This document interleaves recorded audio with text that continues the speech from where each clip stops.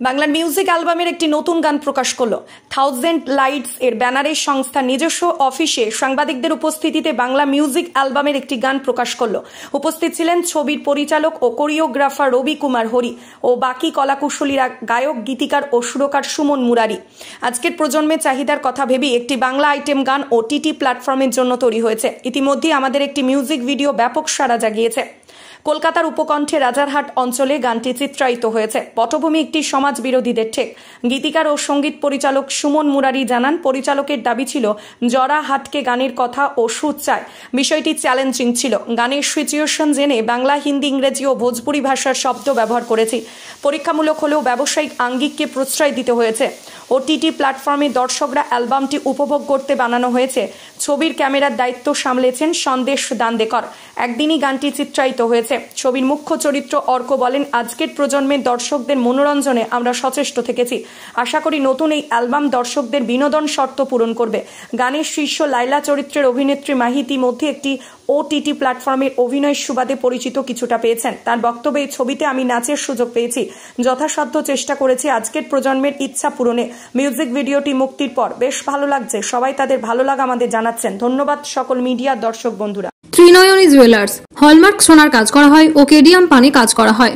পহলানপুর, তীরতলা বাজার, পূর্ব বর্ধমান। যোগাযোগ 9732049330 অথবা 9732086356 এই নাম্বারে। আমার সাথে রয়েছে লায়লা আর মাহি, আর আমার সাথে রয়েছে আমাদের ক্রিয়েটিভ ডিরেক্টর প্রদীপ বিশ্বাস। সো আমাদের লায়লা রিলিজ হয়ে গেছে।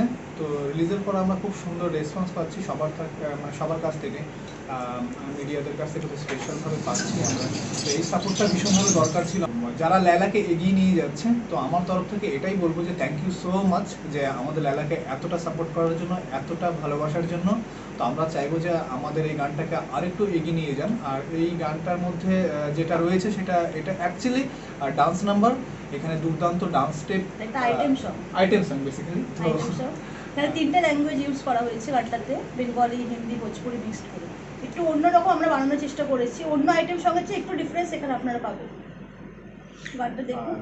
আমরা চাইবো যে গানটা সবাইকে ইউটিউবে সার্চ করে দেখতে বলবো। লাইলা আইটেম সং সার্চ করলে ইউটিউবে চলে আসবে। আর এছাড়াও এমএক্স প্লেয়ারে আসবে, বিভিন্ন ওটিটিতে আরও আসছে এই গানটা। আর গানটা ডিরেক্ট করেছে রবিদা, প্রেজেন্স করেছে থাউজেন্ড লাইটস এন্টারটেনমেন্ট। থাউজেন্ড লাইটসের পুরো টিম, হোল টিম মিলে এই কাজটা করেছে।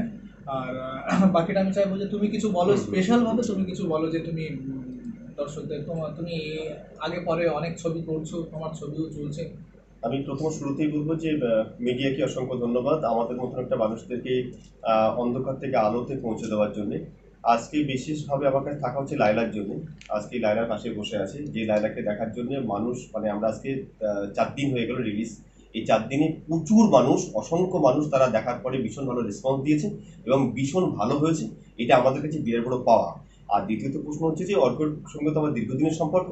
তো এটা এই একটা কাজই আমার সীমাবদ্ধ না। এর আগে অনেক কাজ করেছি এবং পরে অনেক কাজ করতে চাই। আমি আগামী দিনে আরো ভালো কাজ হবে সেই আশাবাদী। ব্যক্তিগতভাবে অর্কর সঙ্গে আমার আরো ওয়েব সিরিজ সিদ্ধান্ত চলছে, সেখানে আমরা whole team, thousand light team কাজ করব।